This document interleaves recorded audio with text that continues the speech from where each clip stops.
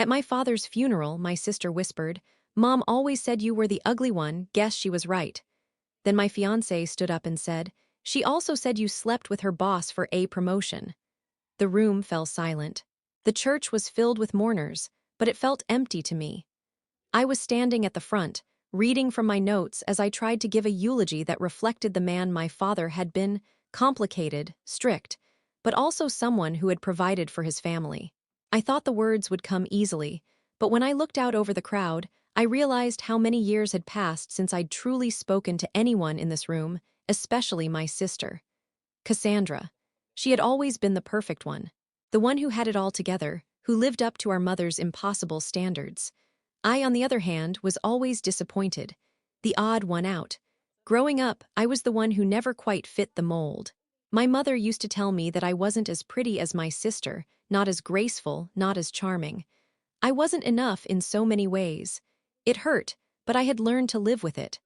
My father, Arthur Wells, was never much of a talker. He did his best to provide, to show love in his own quiet way, but he wasn't one to share his feelings. He and I had a complicated relationship, one built on duty more than affection, but it was still meaningful in its own way. I'd been the one to take care of him at the end. I'd been the one who held his hand when he took his last breath. And today, as I stood before the people he'd known, I was trying to honor him, trying to keep things together despite everything that had been left unsaid between our family. As I stood there, I felt the weight of those years of silence and missed opportunities. I could feel Cassandra's gaze on me from the pews, sharp and calculating. She hadn't changed, still the same perfectionist who always knew how to twist a knife just when it would hurt the most. When I finished the eulogy, I returned to my seat next to Jonathan. He had always been a quiet presence in my life, someone who never quite fit in with my family. He didn't need their approval, and he didn't crave it. He loved me for who I was, flaws and all, and that made all the difference. I squeezed his hand, grateful for his calm support, but then Cassandra's voice cut through the stillness, sharp and bitter. "Mom always said you were the ugly one, guess she was right." I froze. The words hit me harder than I expected, and for a moment I couldn't breathe. It wasn't just that she said it, but that she said it out loud in front of everyone. There was no shame in her voice, only coldness, like it was something she had been waiting to say for years. I couldn't even respond immediately. My eyes were stinging, and I felt the familiar ache of my mother's criticisms wash over me. All those years of never measuring up, never being enough, came crashing down on me in that one sentence. Jonathan, who had been sitting quietly beside me, stood up without hesitation. His presence seemed to fill the entire room as he faced Cassandra, his jaw set, his eyes steady. "Is that so?" His voice was calm, but I could hear the anger beneath it. "Because, your mother also told me a lot of things about you. In fact, she told me that you slept with her boss for a promotion." The words felt like a slap. The room went deathly silent. I could see the shock in the eyes of the people around us. Friends, family, distant relatives, all witnessing a truth they hadn't expected to hear. Cassandra's face was drained of color. I could see the effort it took to control her breathing, the panic flashing in her eyes as she looked around, as though hoping someone would stop this moment from happening. But there was no stopping it now. Jonathan didn't back down. His voice was steady, but there was a firmness in it that I hadn't expected. "I didn't want to say anything. I didn't want to bring it up at your father's funeral, but you've been hiding behind lies for too long, Cassandra. This whole family has been covering for you, and I'm done." Cassandra didn't speak right away. She just stared at Jonathan, her mouth slightly open in disbelief. For the first time in years, I saw her lose control. She had always been so composed, so perfect. But now, the mask was slipping, and it was terrifying to witness. I felt a strange mixture of emotions. Part of me wanted to rush to her side, to protect her, even though I knew she didn't deserve it. But another part of me felt relief. Relief that the truth, the ugly truth that had been buried for so long, was finally out in the open. The years of resentment and jealousy that had festered between us were now, at last, exposed for what they were. "Cassandra, don't," she started, her voice shaking as she tried to defend herself, but she couldn't find the words. She was caught. Her perfect image, carefully constructed for years, was crumbling in front of everyone. Jonathan turned back to me, his hand reaching for mine again. "You don't have to say anything, babe. You don't have to keep pretending." For the first time in what felt like a lifetime, I felt like someone was on my side. I wasn't alone anymore. Jonathan wasn't just my fiancé, he was my ally, my protector. But the room was still silent. People shifted in their seats, unsure of how to respond. Some of them looked at me, others at Cassandra. It was clear that no one knew what to say next. The priest, who had been standing silently at the pulpit, cleared his throat and tried to regain some control over the situation. "We're here to honor Arthur Wells today," he said, his voice wobbly. "Let's please remember him for the man he was and not let this moment overshadow the legacy he leaves behind." But it was too late. The damage had been done. The truth had been revealed, and there was no taking it back. Cassandra stood up slowly, her face still pale, her hands trembling. She looked at me for the briefest moment, and for the first time I saw a crack in her armor. She wasn't the perfect sister anymore. She wasn't the untouchable one, and she knew it. I didn't want to engage. I didn't want to get into a shouting match at my father's funeral. But as I looked at her, a flood of memories came rushing back. The years of being overshadowed by her, the years of fighting for my own space in a family that seemed to only have room for her. For the first time, I felt like I could finally let go of that burden. I didn't have to fight for her approval anymore. I didn't have to crave the love I would never get from our mother. I stood up and walked out of the church, my hand still in Jonathan's, as we left behind the wreckage of a family that had never really been whole. As Jonathan and I walked out of the church, the cold air hit me like a wave. The parking lot was almost empty, just a few cars scattered here and there, all of them probably belonging to family or old family friends who had attended the service. The sky was heavy with the kind of overcast gray that seemed to weigh down on everything, the kind of sky that matched the heaviness in my chest. We didn't speak right away. Jonathan's hand was still holding mine, firm, steady, like a lifeline in the middle of a storm. I hadn't realized just how much I had been holding my breath until we were outside, where the quiet of the world around us seemed almost surreal compared to the chaos that had just unfolded inside. When we finally reached the car, Jonathan opened the door for me, then slid into the driver's seat without a word. The engine hummed to life, but neither of us said anything for the first few minutes as we drove away from the church.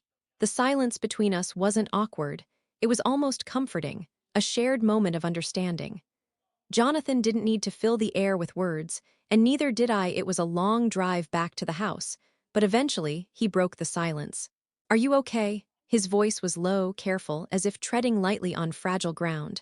I exhaled slowly, leaning my head against the window. "I don't know," I admitted. "I don't know how I'm supposed to feel." He didn't respond right away, just kept his eyes on the road, but I could tell he was thinking. He always did that, thought things through before he spoke. It was one of the things I appreciated most about him. "You don't have to know yet," he said after a while. "This is a lot to process. It's a lot of years of hurt, all coming to the surface in one moment." I nodded, even though he couldn't see it. I felt like the walls of the world around me were shifting, as if everything I'd ever known about my family, about the people I loved, or had loved, was suddenly crumbling. It was hard to tell where the truth ended and where the lies began.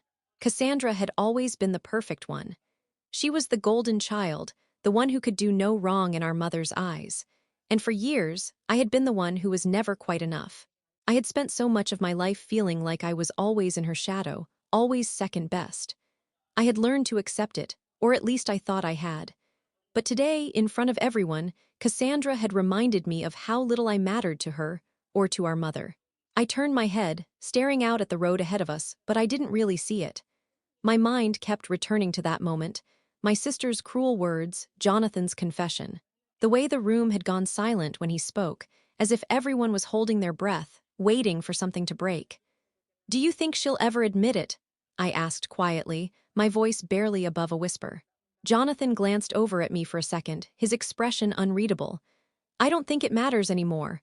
"But it does," I said, my voice gaining strength as I spoke. "It matters because I spent so many years trying to live up to something that wasn't real. I spent so many years trying to be someone I'm not, just to get her approval, just to be seen. And now, no, the truth is out. But will anyone believe it, or will they just pretend it never happened?" He was silent for a moment, clearly considering my words. The tension in the air between us was thick, but it wasn't uncomfortable. It was the kind of tension that comes when you finally say what's been sitting inside you for years, and you realize that maybe, just maybe, you can start letting go of it. The truth has a way of coming out one way or another, he said, his tone calm but resolute.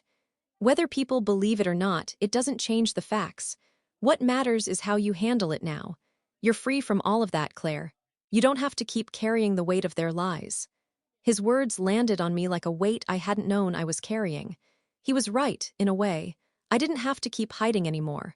For the first time in years, I didn't have to worry about trying to please my mother or my sister. I didn't have to keep being the person they wanted me to be. But it wasn't as simple as that. The years of hurt were deeper than I realized. The years of being overlooked, ignored, and belittled. It wasn't something I could just erase.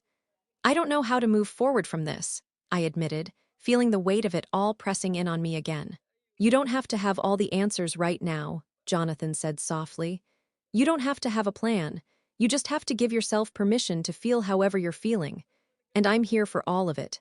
Whether you need to scream, cry, or sit in silence, I'm with you. That's what I loved about Jonathan. He didn't try to fix things.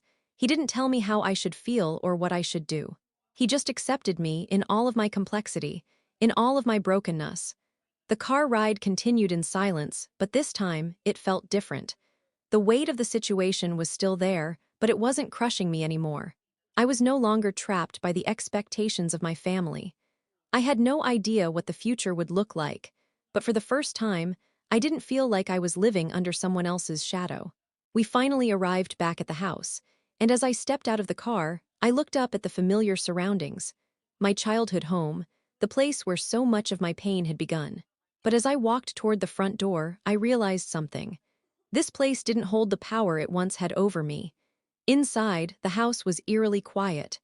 The echo of my father's absence was heavy, but in some strange way, I felt a sense of peace here now. This house, these memories, they didn't own me anymore. I could make my own choices from here on out. Jonathan followed me inside, and for a moment we just stood there, not saying anything but knowing that this moment, this shift, was important. Everything had changed. Not just because of what had happened at the funeral, but because I had changed. I didn't know what the next steps would be. I didn't know if I'd ever fully be able to repair things with Cassandra, or if that even mattered anymore. But one thing was clear. I wasn't the same person I had been walking into that funeral today. And that was a step forward. It was a small step, but it was a step nonetheless. And maybe that's all I could hope for right now. The days after the funeral felt like a blur. I kept replaying everything in my mind, Cassandra's words, Jonathan's confrontation, the silence that had followed. It was as though the world had shifted and I was trying to adjust to a new reality, but the pieces weren't fitting quite right. The tension between Cassandra and me was thick, but so was the weight of all the years we had spent apart. I could feel it in the air every time I thought about her. The hurt, the anger, and the unresolved emotions that had always existed between us seemed to be tangled together, harder to untangle than I had realized. I tried not to think about it too much, but it was impossible. The funeral had been the tipping point. The quiet moments with Jonathan, the comfort of his steady presence, helped me keep my head above water. But when I was alone, the thoughts came crashing in, uninvited. I'd wake up in the middle of the night, heart pounding, mind racing. Why had it taken all of this, the public exposure, the confrontation, to make me finally feel free? Was it the truth that had set me free, or the end of pretending that I could still be part of something that was broken beyond repair? Jonathan noticed. He always did. He was patient, never pushing, just letting me work through it at my own pace. One afternoon, about a week after the funeral, I found myself sitting in the living room, staring at the phone in my hands. I had avoided talking to Cassandra. I didn't know what to say to her, and part of me wasn't sure I ever wanted to speak to her again. But the nagging thought at the back of my mind, the one that had followed me since that day, was that maybe, just maybe, it wasn't about forgiveness. Maybe it was about closure. I looked at the screen and hesitated. My thumb hovered over her name in my contacts list. Do I really want to do this? I whispered to myself. Jonathan came into the room, his presence quiet but steady. He saw the phone in my hand and immediately knew what I was thinking. You don't have to do it if you're not ready, he said softly. You don't owe her anything. You've carried enough of this family's baggage for years. I looked up at him, the weight of his words sinking in. He was right. I didn't owe Cassandra anything. I didn't owe anyone anything. Not anymore. But something deep inside me told me that I wouldn't be able to move forward until I had said my piece, until I had confronted the years of resentment, the years of pretending that things could be fixed with a smile and a hug. I pressed the dial button. The phone rang once, twice, and then I heard her voice on the other end. "Claire," she said, her voice shaky, almost cautious. For a moment, I didn't say anything. It felt strange, hearing her voice after all this time. Her tone was softer now, not as cold as it had been at the funeral. It was almost like she was unsure of how to approach me, and I couldn't decide if that made me feel sad or relieved. "I didn't expect you to call," she continued. I took a deep breath, steadying myself. "Neither did I said. "But here we are. Look, Cassandra, I don't know what you expected from me after everything that happened. I don't even know what I expected from you, but I can't keep pretending like nothing happened." There was a long pause. I could almost hear the gears turning in her mind, her thoughts scrambling to find the right words, to come up with something that would smooth things over. "I know," she said finally, her voice softer now, laced with something I hadn't expected, regret. I don't know what came over me at the funeral. That wasn't right, Claire. I'm sorry." I felt the sting of her words, the apology I never thought would come. But it wasn't enough. Not yet. Not after everything we had been through. "I've spent years trying to make sense of everything," I said, my voice shaking slightly. "Trying to figure out why you treated me the way you did, why you always had to be the one to win, to be the favorite. I know you were hurt, too. I know things weren't easy for you. But Cassandra, I spent so long thinking there was something wrong with me, that I wasn't enough. And I realize now it wasn't me. It was you. You pushed me down so you could stay on top." Her breath caught on the other end of the line. "I didn't mean to hurt you, Claire. I didn't. I didn't know how to handle everything. Mom, she always had this way of making us feel like we had to compete for her love. And I guess I just thought if I didn't keep pushing, if I didn't keep proving that I was better, she'd turn away from me too." I let her words sink in. She had always blamed our mother, but I never really understood how deeply that had affected her until now. It didn't make what she had done to me right, but hearing her admit it, hearing her voice crack as she confessed her own insecurities, gave me a small sense of understanding. "I know," I said softly. "I know you didn't know how to handle things, but that doesn't change what happened. It doesn't change what you did to me." I could hear her sniffle, and for the first time in years, I felt the weight of our shared past begin to shift. We weren't going to fix it in one phone call. We weren't going to make everything okay just by saying a few words. But this was a start. A crack in the wall we had built between us, and that was something. "I don't expect us to be okay overnight," I continued. "But I need you to understand that I can't go back to the way things were. I can't keep pretending that everything's fine when it's not. I can't keep pretending that you and Mom didn't break me in ways that I'm still trying to heal from. But I'm trying, Cassandra. I'm really trying to move forward. And maybe someday we can figure out what comes next. But it's going to take time." She was quiet for a long while, and I thought she might hang up or maybe say something to dismiss me. But then she spoke again, her voice quieter than before. "I'm sorry for everything, Claire. I don't know if I can ever make up for the way I treated you, but I want to try." And there it was, the words I had waited years to hear. Not just the apology, but the acknowledgement of the pain she had caused. It wasn't perfect. It wasn't enough to erase everything, but it was a start. "I'm not asking you to make up for it," I said gently. "I'm just asking you to be real, and I think for once I'm going to be real with myself. I'm done hiding, done pretending, and maybe, just maybe, we can figure this out in time." The line went quiet again, but this time it wasn't filled with tension or anger. It was just quiet, and somehow that was okay. I hung up the phone and turned to Jonathan, who had been sitting silently across from me, waiting. "You okay?" he asked, his eyes soft with concern. I nodded slowly, a weight lifting off my chest. "I think I'm getting there," he smiled, his expression warm. "One step at a time." And for the first time in years, I believed that maybe, just maybe, it could be that simple. The days after that phone call felt like a quiet shift in the air, like the world around me had exhaled. I wasn't entirely sure what to do with the moment, but I felt something in me change. A kind of release, a shedding of the old skin. It wasn't a perfect reconciliation, but it was something. And for once, I wasn't carrying the weight of the past on my shoulders. Cassandra and I didn't speak again right away. There was no rush, no need to force anything. But what happened at the funeral lingered, like a thread we had yet to pull fully. I could feel that Cassandra was still grappling with the aftermath. I had made my peace, but I knew it wasn't over for her. That's the thing about people who live in the shadows of others. They're always trying to claw their way to the top, even if it means stepping on the people closest to them. Jonathan and I settled into a rhythm in the weeks that followed. Our life is quieter now, more stable. The storm that had been my family was still echoing in the distance, but I felt safe in the space we had created together. I focused on my work, on the small things that made up my life now. I still had a long way to go before I could feel fully at peace, but I was on the path. Then, just over a month after the funeral, the final confrontation came. It was a regular Wednesday morning, one of those lazy days when the world feels like it's holding its breath. I was sitting at the kitchen table, drinking my coffee, when my phone buzzed on the counter. I looked down at the screen, half expecting it to be a message from one of the old family friends who had attended the funeral. But it wasn't. It was Cassandra. "We need to talk." I stared at the message for a moment, my heart skipping a beat. I hadn't heard from her since that phone call, and I wasn't sure what she could possibly want now. The tension from our past had faded, but I knew Cassandra well enough to know that she was still grappling with the fact that the truth was out in the open. I took a deep breath and replied. "What about?" Her response came quickly. "I'm sorry for everything, Claire, but there's something I need to confess. I know you're angry, and I don't expect you to forgive me. But I've been carrying this guilt, and I need you to hear me out."